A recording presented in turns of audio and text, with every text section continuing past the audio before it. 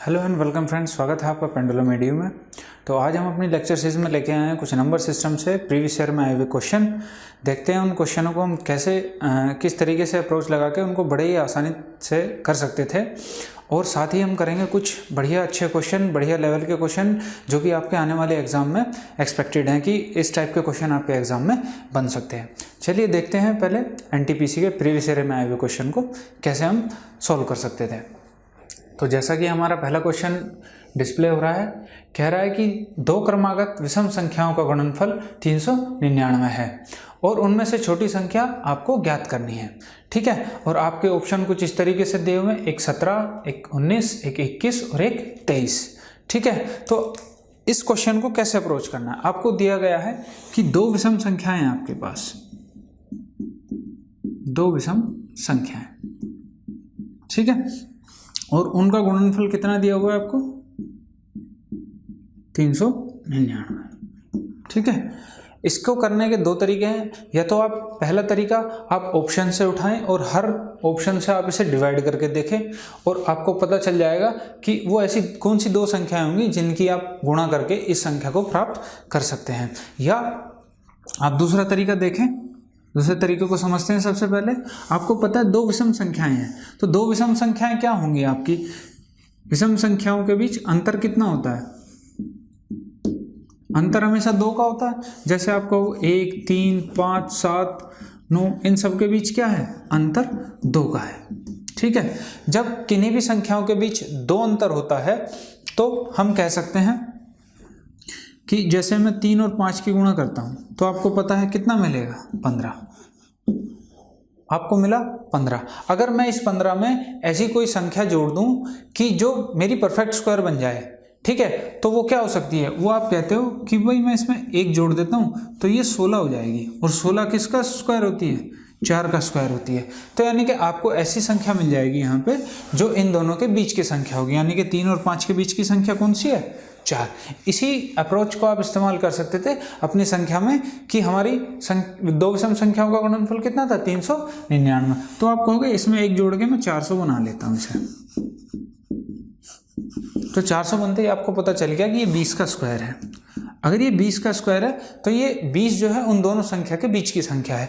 तो आप कहोगे इससे पहली संख्या 19 होगी, इससे बाद की संख्या 21 होगी। तो आप कह सकते हो कि सवाल में हमसे पूछा गया था छोटी संख्या, तो छोटी संख्या क्या है आपकी, 19 है, और ये आपका आंसर हो जाएगा। ठीक है, या आपका दूसरा तरीका वही है, आप हर ऑप्शन से उसे डिवाइड करके देखेंगे और जिससे भी आपका मल्टीप्लाई वो संख्या प्राप्त हो जाएगी, आपका वो आंसर होगा। आप दोनों तरीके इस्तेमाल कर सकते हैं, जो आपको अच्छा लगे आप उसका इस्तेमाल अपने क्वेश्चन को निकालने के लिए कर सकते हैं। चलिए अगला क्वेश्चन देखते हैं कि क्या पूछा गया था। तो देखते हैं अपना अगला क्वेश्चन जो कि है आपकी स्क्रीन पे।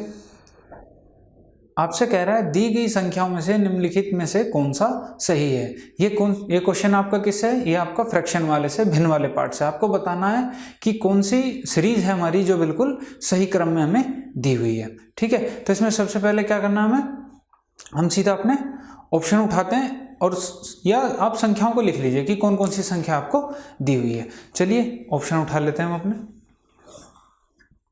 एक तो है 3/8, एक है 19/73, एक है 29/47 और एक है आपका 17/39। ये आपको 4 भिन्न दी हुई हैं, आपको इन्हें बताना है कि कौन से क्रम में इनको हम लगा सकते हैं। तो अपना वही मेथड इस्तेमाल करना है। सबसे पहला काम क्या करना था, हमें अंतर देखना था। अंतर यहाँ पे 5 है तो आप डायरेक्ट लिखते चलें 3/5। 19/73 है तो कितना अंतर हो जाएगा, 20, 53। अगर मैं 20 माइनस करता हूँ 53 तो यहाँ 54 आ जाएगा। और 29 है कि कितना है, हाँ 29 ही है, 29/47। तो यहाँ पे 29/47 में से अगर आप 30 माइनस करते हो तो 17 आता है, ये 29 है तो आप कहोगे 18 आ जाएगा। और 17/39 है, इसे आप 40 माने और 40 में से आप 17 माइनस कर रहे हैं, तो 40 में से अगर 17 माइनस करते हैं तो 23 और एक कम था तो यहाँ आ जाएगा 22। ठीक है, अब ये आपके पास भिन्न बच गई। आप इसे बड़ी आसानी से डिवाइड कर सकते हो। 5 को अगर 3 को भाग देते हो आप 5 से तो क्या मिलेगा आपको, 0.6।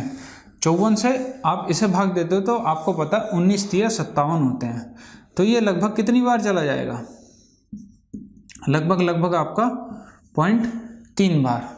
ठीक है, 18 29, 18 एकम 18 बच गया कितना 11, 110, 18 पंजे 90, करीब 1.5, 22 और 17 को अगर डिवाइड करते हो ये हो गया आपका 170। तो आप यहाँ पे 8 दूनी 16 करते हो, 8 दूनी 16, करीब 0.8 के आसपास आपकी ये वैल्यू आ जाएगी। तो आप यहाँ से देख पा रहे हैं सबसे छोटा कौन सी है, ये है आपकी, इसके बाद आपकी ये है, इसके बाद आपका ये है और फिर सबसे बड़ा ये है। तो आप अपने ऑप्शन में से देख सकते हैं कि आपका कौन सा ऑप्शन सही होगा। सबसे छोटी कौन सी है, 17/73, यानी कि अब आपके पास 3 ऑप्शन बचे, बी, सी और डी। अगले वाला कौन सा है, 3/8, यानी कि आपके बी और सी ऑप्शन बचे हैं जिनमें से आपका करेक्ट होगा। और थर्ड वाला ऑप्शन हमारा 17/39, तो आपका कौन सा ऑप्शन सही हो गया, बी वाला ऑप्शन सही हो गया। तो इसका आंसर क्या हो जाएगा आपका, बी। ठीक है, तो देखा आपने कितनी आसानी से आप इस मेथड का इस्तेमाल करके अब 73 से अगर 19 को डिवाइड करें तो आपको कैलकुलेशन करने में बहुत टाइम लग जाएगा। तो आप इस मेथड का इस्तेमाल करके आप आसानी से निकाल सकते हैं चीज़ों को, कैलकुलेशन को हमें कम करना है, जितना कम कर सकेंगे हम उतना टाइम अपना एग्जाम में बचा पाएंगे। ठीक है, तो देखते हैं अब अपना अगला क्वेश्चन जो कि आपके एग्जाम में आया हुआ है। तो चलिए अपना अगला क्वेश्चन देखते हैं क्या है। अगला क्वेश्चन आपसे कह रहा है 2 अंकों वाली संख्या का योग 9 है। जब अंकों के स्थान आपस में बदल दिए जाते हैं तो संख्या पहली संख्या से 45 अधिक हो जाती है, तो बदली हुई संख्या ज्ञात कीजिए। ठीक है, और आपको ऑप्शन दिए हुए हैं 45, 72, 63 और 27। ठीक है, इस क्वेश्चन को करने के 2 तरीके हैं, इसका बेसिक भी देख लेते हैं और साथ में हम इसको कैसे करना है वो भी देख लेते हैं कि आपको दूसरी अप्रोच कैसे लगानी है। तो आपको दिया हुआ है कि 2 संख्याओं का योग कितना है, 9 दे रखा है आपको। 2 संख्या है आपकी, इनका योग दे रखा है आपको 9, और आगे क्या है, अगर अब इनके स्थान बदल देते हैं तो मैं कहता हूं कि 2 संख्याएं हैं, 2 संख्याओं का योग है, यानी कि संख्या मान लो मैंने कहा XY है आपके पास संख्या XY है, तो मैं इस संख्या को कैसे लिख सकता हूँ, ये इकाई के अंक पे है या दहाई के अंक पे है, तो मैं इसे लिख सकता हूँ 10x + y। ठीक है, अब आपने कहा कि संख्या के अंकों को बदल देने पर ये पहली संख्या से दूसरी वाली कितनी अधिक है, 45, तो मैं संख्या का स्थान बदल देता हूँ yx। अब संख्या क्या हो जाएगी, 10y + x, यानी अब आपसे कह रहा है कि जो बाद वाली संख्या है वो पहली वाली संख्या से 45 ज़्यादा है। तो आप कह सकते हो कि इन दोनों का जो अंतर होगा वो कितना होगा, 45 होगा। आप कह सकते हो 10y + x - 10x + y, इनका अंतर कितना दिया हुआ है आपको, 45। आप इसे सोल्व करेंगे, यहाँ पे आ जाएगा 9y - 9x = 45। यहाँ से आ जाएगा y - x = 5। ठीक है, 9 दोनों में से कॉमन आएगा, 9 से 45 आएगा 5 बार। अब आपके पास एक तो कंडीशन ये आ गई कि y - x बराबर है 5, एक है आपके पास 9 है x + y, दोनों अंकों दो संख्याओं के अंकों का योग कितना है, 9 है। तो एक कंडीशन आपके पास ये आ गई, x + y = 9। अब आप यहाँ से सोल्व करते हैं तो x से x अगर दोनों को ऐड करते हैं, यहाँ से आ जाएगा 2y = 14, तो y बराबर कितना आ गया यहाँ से 7, y की वैल्यू आ गई 7। अब y की वैल्यू किसी भी एक इक्वेशन में रखोगे, x + y 7 है तो x बराबर कितना हो जाएगा, यहाँ से x बराबर आ जाएगा आपका 2। तो संख्या क्या हो गई हमारी, हमें पहली संख्या ज्ञात करनी थी, x की जगह 2, y की जगह 7, ये आ गया आपका आंसर। यानी कि आपका ऑप्शन कौन सा सही हो गया, ऑप्शन नंबर डी। या इसे आप दूसरे तरीके से ऐसे कर सकते हैं कि आप सीधा सीधा ऑप्शन को उठाएं और ऑप्शन के अंकों को आप इंटरचेंज करके देख लें, जिन 2 संख्याओं के बीच अंतर 45 आ जाएगा वो आपकी संख्या हो जाएगी। आपको इतने लंबे प्रोसेस से नहीं जाना पड़ेगा। जैसे सबसे पहले मैं अगर 45 उठाता हूँ, पहला ऑप्शन उठाया मैंने 45, अगर मैं इसके अंकों को बदलता हूँ तो क्या बनेगी, 54 बनेगी। अब आप देख रहे हो इन दोनों के बीच अंतर कितना है, केवल 9 का है, लेकिन क्वेश्चन में कह रहा है कि उनके बीच अंतर जो है 45 का बनना चाहिए। ऐसे आप पहले लेते हैं 72, अगर आप इनको इंटरचेंज करते हैं तो 27 कर देते हैं। क्वेश्चन में कह रहा है कि बाद वाली जो संख्या है वो बड़ी है, तो यहाँ पे क्या हो गई है, छोटी, तो ये वाला भी ऑप्शन एलिमिनेट हो गया आपका। उससे अगले वाला कह रहा है 63, अगर 63 को आप चेंज करते हो ये 36 बनेगी।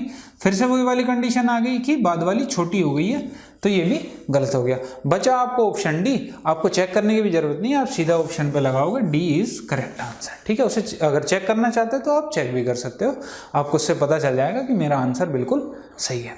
ठीक है, तो आपको ऐसे क्वेश्चन में ऑप्शन का इस्तेमाल करना है।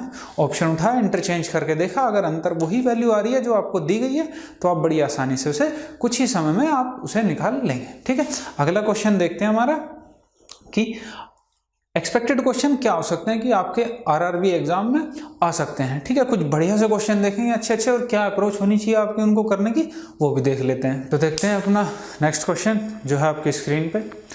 क्वेश्चन कह रहा है दो संख्या दी हुई है आपको 2 3 5 7 8 9 6 गुणा 2 3 5 7 8 9 8 और प्लस x एक पूर्ण वर्ग संख्या है, तो x का मान आपको बताना है। ठीक है, 2 3 5 7 8 9 6 गुणा 2 3 5 7 8 9 8 और प्लस x, ये आपको दिया हुआ है। क्या है ये? एक पूर्ण वर्ग है, यानी कि क्या है? एक परफेक्ट स्क्वायर है। आपको यहाँ पे x की वैल्यू बतानी है। आपको ऑप्शन दिए गए 1 10 2 3 5 7 8 9 6 और लास्ट में 9 8। ठीक है, आपको इनमें से बताना है कि क्या मैं इसमें x की जगह पे रखूं कि एक पूर्ण वर्ग संख्या हो जाए। तो जैसा कि अभी मैंने आपको थोड़ी देर पहले एक कंसेप्ट सिखाया था कि आपने देखा कि यहाँ पे ये संख्या इस संख्या से कितनी अंतर, कितना है इन दोनों के बीच? अंतर है 2 का, चाहे वो सम हो चाहे विषम हो। अगर अंतर 2 का है तो आप कहेंगे कि अगर मैं संख्या में, जैसे मैं यहाँ पे समझा देता हूँ आपको, जैसे मैंने 2 और 4 की गुणा करता हूँ, ठीक है, तो आपको क्या मिलेगा? 8। तो मैं इसको परफेक्ट स्क्वायर बनाने के लिए इसके आसपास कौन सी है? 9 है। 9 के लिए क्या करूँगा? 1 जोड़ूंगा तो ये क्या हो जाएगी? परफेक्ट स्क्वायर बन जाएगी। तो ऐसे ही संख्या में मुझे x की जगह पे कितना वैल्यू रखनी है? 1। इससे मेरा क्या हो जाएगा? आंसर आ जाएगा। तो आपका ऑप्शन कौन सा सही हो जाएगा? पहला ऑप्शन आपका सही हो जाएगा, ऑप्शन नंबर 1। ठीक है, देखते हैं अगला क्वेश्चन। आपका अगला क्वेश्चन भी कुछ इसी टाइप का है। 7 9 7 9 7 9 7 9 into 7 9 7 9 7 9 80 माइनस x एक पूर्ण वर्ग संख्या है, तो x का मान आपको बताना है। ठीक है, अब कह रहा है आपसे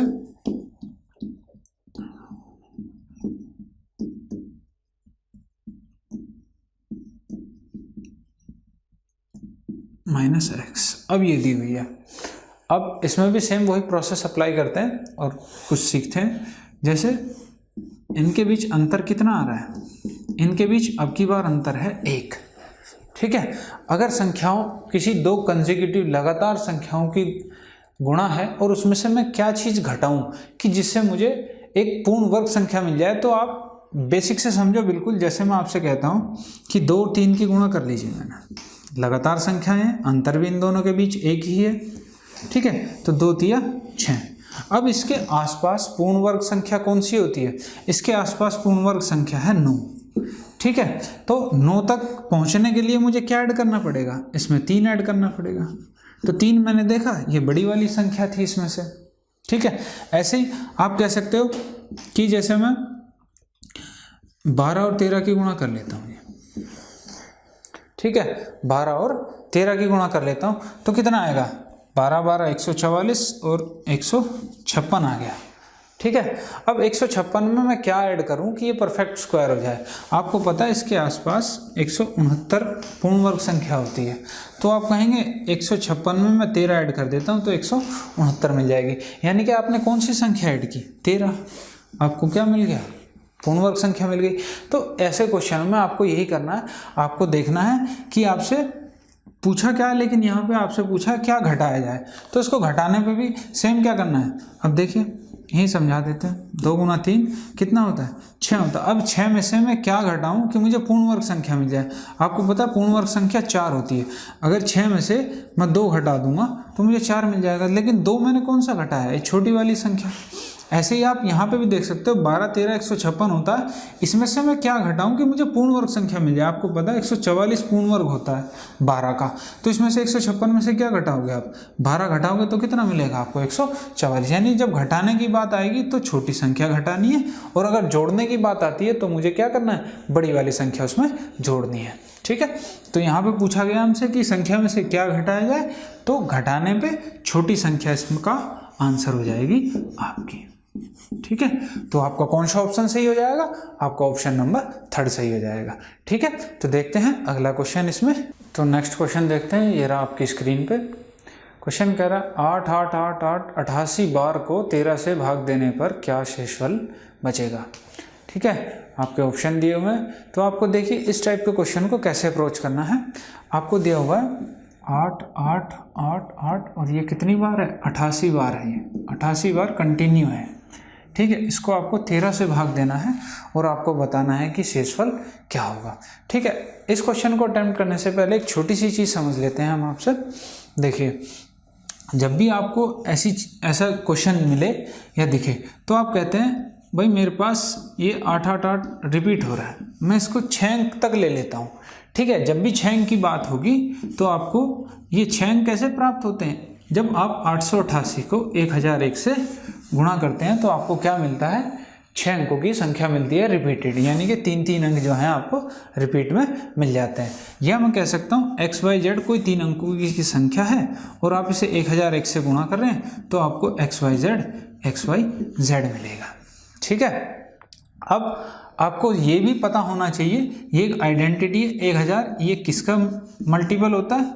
ये 7 गुणा 11 गुणा 13। 7 गुणा 11 गुणा 13 करेंगे तो आपको कौन सी संख्या मिलेगी? 1001 मिलेगी। अब आपने यहाँ से देख लिया कि अगर मैं 6 अंकों की संख्या लेता हूँ तो इसका मतलब क्या है? 888 गुणा 1001। अगर मैं इस 6 अंकों की संख्या को 13 से भाग करता हूँ तो आपको ये पता चल जाएगा कि 888 को आप लिख पाएंगे 888 गुना 7 गुना 11 गुना 13, और आप इसे अगर 13 से भाग देते हैं तो ये संख्या 13 से पूरी पूरी कट जाती है, कोई शेषफल यहाँ पे नहीं बचता है।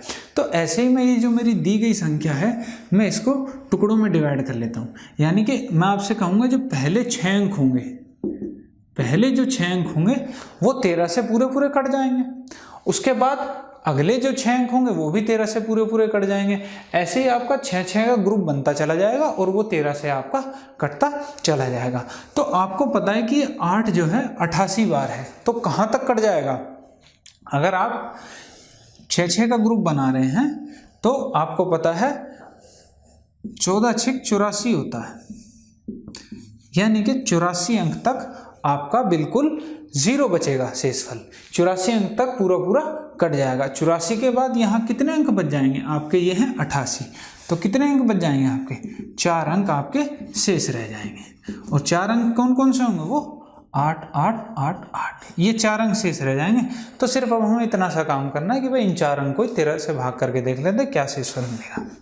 तो 13 से भाग देते हैं, 13 6 78 108, 13 8 104, यहाँ पे आ गया 4 48, 13 3 39, 9। क्या शेषफल बच गया हमारे पास? 9, और यही आपका आंसर हो जाएगा। तो आपका कौन सा ऑप्शन सही हो गया? Option A. ठीक है, पहला वाला आपका ऑप्शन सही हो गया। तो इस तरीके के क्वेश्चन को आपको इस तरीके से अप्रोच करना है ताकि आपका टाइम बच सके। आपको याद रहना चाहिए कि भाई 1001 कितने का मल्टीपल होता है? 7 गुणा 11 गुणा 13। ऐसे ही आपसे कह दिया जाए कि 2 अंकों की संख्या रिपीट हो रही है XY, तो ये कैसी होगी? ये होगी XY गुणा 101।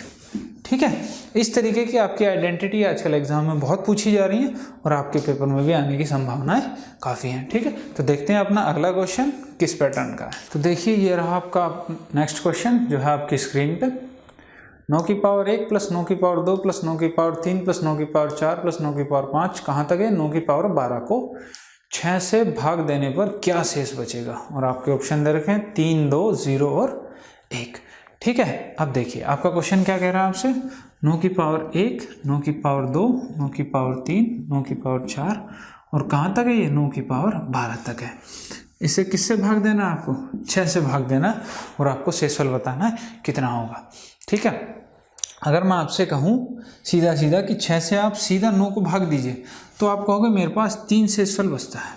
ठीक है जी, अब आप कहोगे 6 को 9 की पावर 2 से भाग दे रहे हो, तो मैं यहाँ थोड़ा समझाना चाहूँगा आपको। 9 की पावर 2 का मतलब क्या है? 9 गुणा 9। आप इसे 6 से भाग दे रहे हो तो 6 से आप भाग दोगे तो 3 शेषफल बचेगा। यहाँ पे भी भाग दोगे तो 3 शेषफल बचेगा। अब बीच में साइन किस चीज़ का है, गुणा का, तो 3 गुणा 3 ये फिर से 9 हो जाएगा। आप इसे फिर से 6 से भाग दोगे तो 3 शेष बचेगा। तो आप देख रहे हो कि हर केस में कितना शेष बच रहा है, मेरे पास 3 शेष बच रहा है। ठीक है, तो मैं कह सकता हूँ यहाँ से भी मुझे 3 शेष मिलेगा, पहले से भी, दूसरे से भी मुझे 3 शेष मिलेगा, तीसरे से भी मुझे 3 शेष मिलेगा, चौथे से भी मुझे 3 शेष मिलेगा। ऐसे कितनी टर्म है, ये 12 टर्म है। तो आप कहोगे हर टर्म से मुझे 3-3 शेषफल मिलेगा। जब हर टर्म से 3-3 शेषफल मिल रहा है तो आप जब इसे जोड़ेंगे तो कितने हैं ये पद, 12 पद हैं, तो 12 3 हो जाएंगे 36। 36 को जब आप 6 से भाग देंगे तो आपको शेषफल क्या मिलेगा, 0। और यही आपका आंसर हो जाएगा, जो कि है आपका ऑप्शन नंबर 3। ठीक है, ये आपका शेषफल प्रमेय से था ये वाला क्वेश्चन। मैंने उसमें बताया कि आपको कैसे सॉल्व करना है चीज़ों को। ठीक है, बड़े इजीली सॉल्व हो जाते हैं क्वेश्चन, बस थोड़ा सा आपको समझने की ज़रूरत है कि आप उसे क्वेश्चन को कैसे पकड़ते हैं, कैसे चीज़ों को सॉल्व करते हैं। ठीक है, तो चलिए अपने नेक्स्ट क्वेश्चन को देखते हैं। तो चलिए देखते हैं अपना नेक्स्ट क्वेश्चन जो है आपकी स्क्रीन पे। क्वेश्चन कह रहा है आपसे, यदि p की पावर q बराबर q की पावर p तथा q बराबर है 5p के हो, जहां p तथा q धनात्मक पूर्णांक हैं, तो p का मान क्या होगा। और ये आपके ऑप्शन है। ठीक है, देखते हैं इस क्वेश्चन को कैसे करना है। आपको दिया गया है p की पावर q बराबर q की पावर p, और साथ में दिया गया है q बराबर 5p के। ठीक है, जहाँ पे p q धनात्मक पूर्णांक है। धनात्मक पूर्णांक का मतलब है पॉजिटिव इंटीजर, यानी कि +1 +2 +3 इस टाइप से इन्फिनिटी तक प्लस में वैल्यू दी हुई है, यानी पी क्यू की कोई भी वैल्यू हो सकती है, लेकिन जो भी होगी वो पॉजिटिव होगी। ठीक है, तो अब हम क्या करते हैं, इस क्यू की वैल्यू को यहाँ पे रख लेते हैं। तो ये हो जाएगा आपका p की पावर 5p बराबर हो जाएगा 5p की पावर p। तो इसे हम लिखेंगे 5p बराबर 5 की पावर p, दोनों को अलग अलग पावर दे दी हमने, p की पावर p।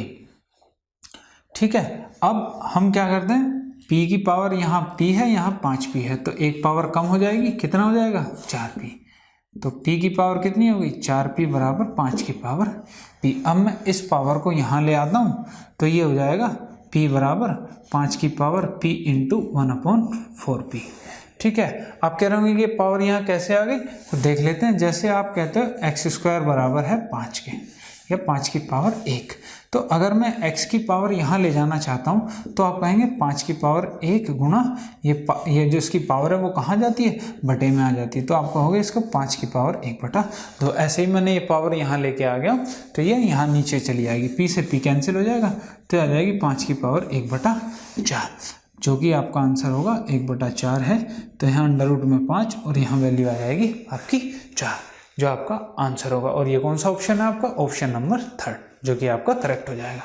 ठीक है, अपना नेक्स्ट क्वेश्चन देखते हैं। तो हमारा नेक्स्ट क्वेश्चन है, ये रहा आपकी स्क्रीन पे, ABCD 4 धनात्मक पूर्णांक हैं जिनका मान 1 से 45 तक है। तो a + b + c + d upon a + b + d - c का अधिकतम मान ज्ञात करो। ठीक है, और ये आपके ऑप्शन है इसके। तो आपको क्या दिया गया है क्वेश्चन में, आपको कहा गया है कि ABCD 4 धनात्मक पूर्णांक है जिनका मान कहाँ से 1 से लेके 45 तक है, यानी कि 1 से लेके 45 तक ABCD कुछ भी हो सकते हैं। धनात्मक पूर्णांक है तो पॉजिटिव में ही वैल्यू होगी। और आपसे पूछा क्या है, a + b + c + d divide by a + b + d - c। इसका मान पूछा है आपसे कितना, वो भी अधिकतम पूछा है कि अधिक से अधिक इसका कितना मान हो सकता है। ठीक है, अगर आपसे किसी भी चीज़ का अधिकतम मान पूछा जाता है जो फ्रैक्शन में हो, यानी कि जो भिन्न के रूप में हो, तो आपको पता है कि जब तक नीचे वाली संख्या, जो नीचे वाली संख्या है उसका मान न्यूनतम ना हो जाए,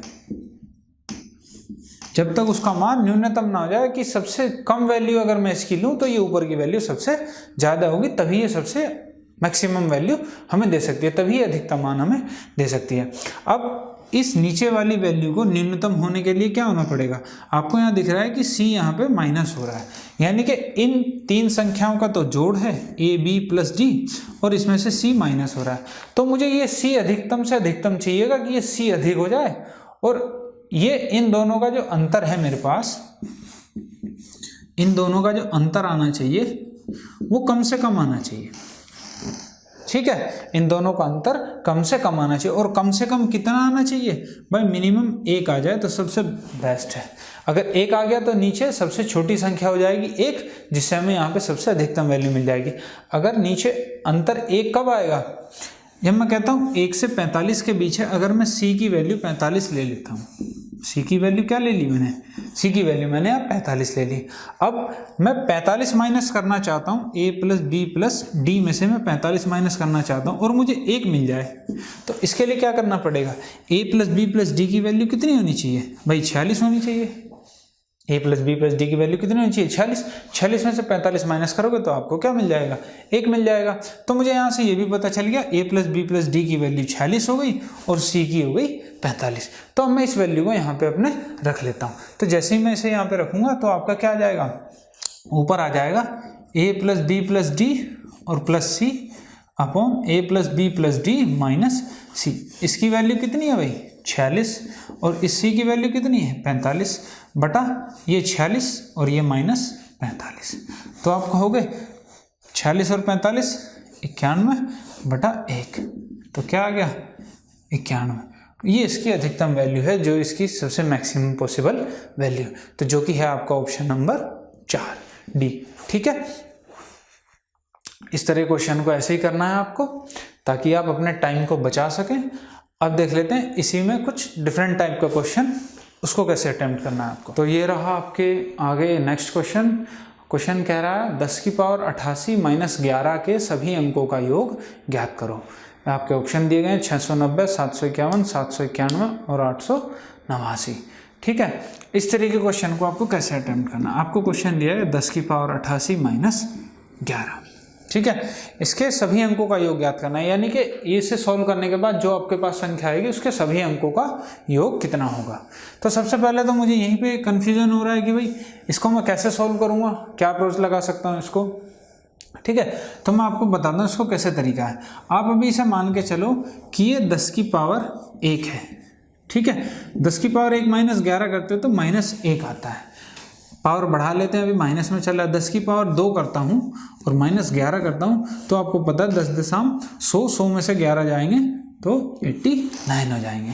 ऐसे ही मैं अगर 10 की पावर 3 करता हूँ, इसमें से 11 माइनस करता हूँ तो 10 की पावर 3 होते हैं 1000 में से आप 11 माइनस करोगे तो 989 मिलेगा। ऐसे ही 10 की पावर 4 करते हो और -11 करते हो तो ये कितना हो जाता है 10,000। 10,000 में से आप 11 घटाओगे तो 9989। ऐसे ही आप 10 की पावर 5 करोगे -11 करोगे तो आपको क्या मिलेगा 999 और 89। ऐसे ही आपकी सीरीज जो है ये बढ़ती चली जाएगी और आप कहाँ पहुँचोगे 10 की पावर 88 पे। जब आप 10 की पावर 88 पे पहुँचोगे और उसमें से 11 घटाओगे तो देखो एक चीज़ समझ लेते हैं यहाँ पे, जब आपने 10 की पावर 5 किया तो आपको यहाँ कितने 9 मिल रहे हैं, 3 9 मिल रहे हैं और एक 8 9। ऐसे ही 10 की पावर 4 में 2 9 और एक 8 9। तो आप कह सकते हैं अगर 5 पावर थी तो मेरे पास 5 में से 3 तो थे ये और 2 थे 8 9। ऐसी पावर 4 हो गई, 4 में से 2 मेरे पास ये हैं और 2 ये हैं, यानी आप कह सकते हो ये फिक्स है, ये हर पैटर्न पे चल रहा है। तो यानी कि आप कह सकते हो कि अंतिम के जो 2 अंक हैं वो मेरे पास 8 9 ही होंगे, अंतिम 2 अंक। अब आपको पता है यहाँ पे टोटल कितने हैं 88 हैं, तो 88 अंक में से 2 अंकों का तो मुझे पता चल गया कि 2 अंक है मेरे 8 9। बाकी के कितने बचे हैं मेरे पास, बाकी के 86 अंक क्या हो जाएंगे आपके 9 9 9 9। ये कितनी बार होंगे, ये 86 बार होंगे और बाद के 2 अंक 8 9। अब आपको इन अंकों का योग करना है, तो आपको ये पता चल गया 9 मेरे कितनी है 86 बार 9 है, तो 86 को 9 से गुणा कर लो, पता चल जाएगा। 9 6 54, 4 72, 72 और 5 77, यानी कि 86 अंकों का योग तो मुझे मिल गया 774। बचे कितने मेरे पास 9 8, 9 और 8 कितने होते हैं 17, 17 इसमें ऐड कर दो, 7 4 11, 7 और 1 8 और 1 9, 791। ये आपका आंसर हो जाएगा, जो कि है आपका ऑप्शन नंबर थर्ड। ठीक है, तीसरा आपका ऑप्शन है। तो इस तरीके के क्वेश्चन में आपको यही अप्रोच लगानी है जिससे कि आप अपना टाइम बचा सकें। तो देखते हैं नेक्स्ट क्वेश्चन। तो ये रहा आपका नेक्स्ट क्वेश्चन। यदि n एक धनात्मक पूर्णांक है तो 3 की पावर 4n माइनस 4 की पावर 3n सदैव निम्नलिखित में से किस संख्या से पूर्णतः विभाजित होगा। ठीक है, तो क्या कह रहा है आपसे क्वेश्चन आपसे कह रहा है 3 की पावर 4n और माइनस 4 की पावर 3n। ये आपसे पूछा है कि ये हमेशा किस संख्या से हमेशा डिवाइड होगा, चाहे n की वैल्यू कुछ भी हो। और n की वैल्यू क्या हो सकती है, एक धनात्मक पूर्णांक यानी कि पॉजिटिव इंटीजर, +1 +2 +3 कुछ भी वैल्यू हो सकती है। तो आपको बताना है कि वो कौन सी मिनिमम वैल्यू होगी जिससे ये हमेशा डिवाइड होगा। ठीक है, ये मैंने आपको पहले भी पैटर्न बताया था किस टाइप का है। मैंने आपको बताया था a की पावर n माइनस b की पावर n। ये किस किस से डिवाइड होता है, जब n क्या हो, हमारी सम संख्या हो। n जब सम संख्या हो यानी कि 2 4 6 8 10, जैसे एग्जांपल से बताऊं a² माइनस b² हो, तो आपको पता है a प्लस बी और a माइनस बी होता है, यानी कि ये a माइनस बी से और a प्लस बी से हमेशा डिवाइड होगी। यानी आप कह सकते हो ये a माइनस बी और a प्लस बी से डिवाइड होगी जब n क्या होगा, मेरा सम संख्या होगा। अगर मेरी n क्या हो जाए, विषम संख्या हो जाए, मेरी n जो है विषम संख्या हो जाए। अब विषम संख्या को समझ लेते हैं। मैं कहता हूँ आपको a की पावर 1 हो जाए और b की पावर भी 1 हो जाए, तब ये किससे डिवाइड होगी, a माइनस b से डिवाइड होगी। आप कहते हो a की पावर 3 हो जाए, b की पावर 3 हो जाए, तब क्या होगा, a minus B a² plus b² plus ab, तब भी ये किससे डिवाइड होगा, a माइनस b से डिवाइड होगा। जब n एक विषम संख्या हो जाएगी तब ये किससे डिवाइड होगा, a माइनस b से। तो इस पैटर्न को हम पहले तो इस फॉर्म में कन्वर्ट कर लेते हैं। इस फॉर्म में कन्वर्ट करने के क्या करना पड़ेगा आपको, 3 की पावर 4 है ना, तो 4 को शामिल कर लेते हैं इसमें, तो हो जाएगा आपका 81 हो जाएगा। 3 दिया 9 दिया 27 दिया 81 की पावर n माइनस 4 की पावर 3 है, तो 4 चौक 16 चौक 64 की पावर n। अब आपको ये बताना है, ये सेम इसी पैटर्न में बन गया आपका a की पावर n माइनस b की पावर n की फॉर्म में। तो ये हमेशा किससे डिवाइड होगा, ये हमेशा a माइनस b यानी कि 81 माइनस 64 से हमेशा डिवाइड होगा, चाहे n की वैल्यू कुछ भी हो, चाहे n की वैल्यू सम संख्या हो, चाहे n की वैल्यू विषम संख्या हो। ठीक है, तो 81 माइनस 64 कितना आ जाएगा आपका 17। तो ये 17 से हमेशा डिवाइड होगा, जो कि है आपका ऑप्शन नंबर 2। ठीक है, देखिए आपको हर टाइप का सवाल कराया जाएगा यहाँ पे, किसी भी टाइप का क्वेश्चन हम नहीं छोड़ेंगे कि जो आपके एग्जाम पॉइंट ऑफ व्यू से इम्पोर्टेंट ना हो, हर तरीके का। तो आपको अगर हमारी ये सीरीज़ पसंद आ रही है तो हमारे वीडियो को लाइक करें और ज़्यादा से ज़्यादा शेयर करें, ताकि इसका फ़ायदा आपके दोस्तों को भी हो सके। और अगर आपने अब तक हमारे चैनल को सब्सक्राइब नहीं किया तो इसे सब्सक्राइब कर लें और साथ में बेल आइकन को दबा लें, जिससे कि आपको हमारे आने वाली हर सीरीज़ का प्रॉपर अपडेट मिलता रहे। ठीक है, देखिए आज की सीरीज़ का हम लास्ट क्वेश्चन देख लेते हैं कि उसे हमें कैसे अटेम्प्ट करना है। ठीक है, चलिए देखते हैं। तो चलिए देखते हैं अपना नेक्स्ट क्वेश्चन जो है आपकी स्क्रीन पे। यदि n एक प्राकृतिक संख्या हो तथा 10 की पावर n माइनस 1 के अंकों का योग 4707 हो तो n का मान ज्ञात करो। ठीक है, ये वही वाला टाइप का क्वेश्चन आ गया जो अभी थोड़ी देर पहले आपको मैंने कराया था। तो क्या कह रहा है आपसे, 10 की पावर n माइनस 1 के अंकों का योग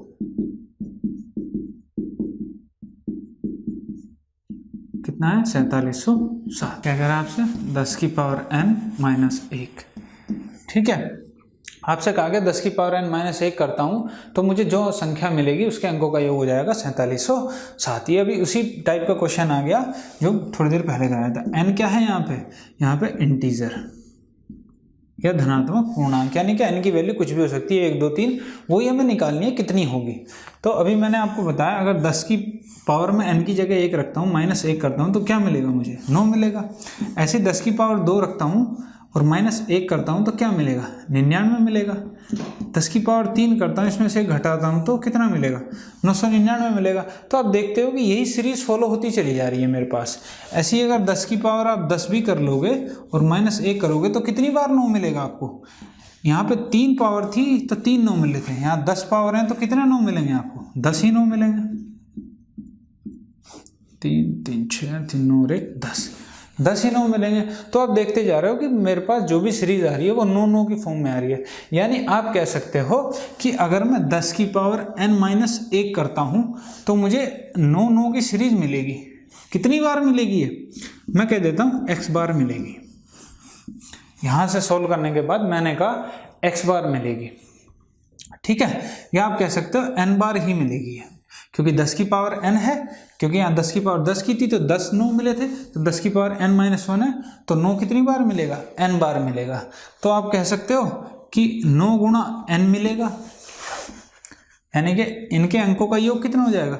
9 गुणा n हो जाएगा। कैसे? आपसे कह देता हूँ 9 9 9 3 बार 9 है, तो आप क्या सीधा सीधा निकाल सकते हो 9 गुणा 3, 9 तिया 27। ऐसे ही 9 9 9 कितनी बार? n बार है, तो इसके अंकों का योग कितना हो जाएगा? 9 गुणा n, अंकों का योग, ठीक है, 9 गुणा n। और ये अंकों का योग 9 गुणा n कितने के बराबर दिया हुआ है? ये दिया हुआ आपको 4707 के बराबर। तो यहाँ से n बराबर कितना आ जाएगा? 4707 बटे 9, 9 से आप इसे डिवाइड कर लीजिए, 9 पंजे 45, 20, 9 दूनी 18, 9 तिया 27, 523, और यही आपका आंसर होगा, ठीक है, जो है आपका ऑप्शन नंबर 2, ठीक है। चलिए देखते हैं नेक्स्ट क्वेश्चन। तो चलिए एक आखिरी क्वेश्चन देख लेते हैं आपका इकाई के अंक से, ठीक है। आपको एक क्वेश्चन दे दिया गया छोटा सा, 32 की पावर 32 की पावर 32 की पावर 32 के इकाई का अंक बताओ, क्या होगा? इकाई का अंक ज्ञात करो। एक छोटा सा क्वेश्चन है, आपको बताना है कि इसके इकाई का अंक क्या होगा। तो जैसा कि हमने इकाई के अंक में पढ़ा था कि हम पावर को किससे डिवाइड करते थे? 4 से डिवाइड करते थे। क्यों? क्योंकि यहाँ पे इकाई का अंक क्या है? 2 है। तो आपको पता है ये किस ग्रुप में आता है? 2 3 7 8 के ग्रुप में आता है। और इस ग्रुप की मैंने आपको बताई थी साइक्लिसिटी क्या होती है? 4 होती है। तो पावर को 4 से डिवाइड करते हैं। अब आप कहेंगे यहाँ तो 32 की पावर भी 32 है। अगर मैं सिर्फ इतना पार्ट ले लूँ ऊपर से 32 की पावर अब 32, तो आप कहेंगे अगर मैं इसे 4 से डिवाइड करता हूँ 32 को, तो ये पूरा एग्जैक्टली डिविजिबल हो जाता है, पूर्णतः विभाजित है। तो आप कहेंगे रिमाइंडर 0 बचेगा। फिर आप ऐसे ही यहाँ पे आगे आएंगे, 32 की पावर फिर से 32 करेंगे, तो ये क्या है? आपकी पावर पूरी 4 से विभाजित हो जाएंगी। तो आप देखेंगे कि मेरा हर केस में जो शेषफल बच रहा है भाग देने पर, शेषफल वो क्या बच रहा है? मेरा 0 बच रहा है। आप कहेंगे कि 4 से पूर्णतः विभाजित है, पूर्णतः विभाजित है। अगर ये पावर पूरी की पूरी जो है 4 से एग्जैक्टली डिविजिबल है, तो मैंने आपको बताया था आपको कुछ नहीं करना था, इकाई का अंक लिखना है और उसकी पावर कितनी कर देनी है? 4 कर देनी है। यही बताया था हमने इसके नियम में आपको। तो इकाई का अंक कितना है? यहाँ पे 2 है और इसकी पावर हो जाएगी 4। तो 2 की पावर 4 क्या आ जाता है? 16। तो इकाई का अंक कितना आ गया? 6। यही आपका आंसर होगा, ठीक है। तो इसी तरीके से आप अपने क्वेश्चनों को प्रैक्टिस करते रहिए, जिससे कि आप पेपर में बड़ी आसानी से चीज़ों को पकड़ सके। जितना आप प्रैक्टिस करेंगे उतना आपके लिए फायदेमंद होगा। होप जो भी मैंने आपको अब तक समझाया वो आपको समझ में आया होगा। अगर अभी भी कोई डाउट रहता है आपको, तो आप हमें कमेंट सेक्शन में बता सकते हैं। और आप हमारी वेबसाइट pendulumedu.com पे जाके विजिट करते रहें। वहाँ पे आपको बहुत सारा मटेरियल मिलेगा, क्विज भी मिलेंगे, आपको फ्री मॉक टेस्ट मिलेंगे, आप उन्हें अटेम्प्ट करके देख सकते हैं, जिससे कि आपकी प्रैक्टिस को बूस्ट किया जा सके कि भाई आप कहाँ किस लेवल पे हैं अभी, आप उस चीज़ों को देख पाएँ। और आपको बहुत सारा मटेरियल मिलेगा वहाँ पर पढ़ने के लिए, जैसे डेली करंट अफेयर्स मिलते हैं, वहाँ पर क्वेश्चन ऑफ द डे आता है, तो आप वहाँ से अपनी प्रैक्टिस को बूस्ट कर सकते हैं, ठीक है। तो मिलते हैं अपने अगले लेक्चर में, जो कि हमारा होगा LCM HCF, लघुत्तम समापवर्तक और महत्तम समापवर्तक से, ठीक है। देखेंगे उसमें कुछ सीखेंगे, मज़ेदार कंसेप्ट, कैसे चीज़ों को सॉल्व करना है, और साथ में सीखेंगे अगर ऑप्शन से भी हम कैसे LCM HCF के क्वेश्चन को सॉल्व कर सकते हैं। दोनों तरीके से सीखेंगे। तो मिलते हैं अपने नेक्स्ट लेक्चर में। Thank you.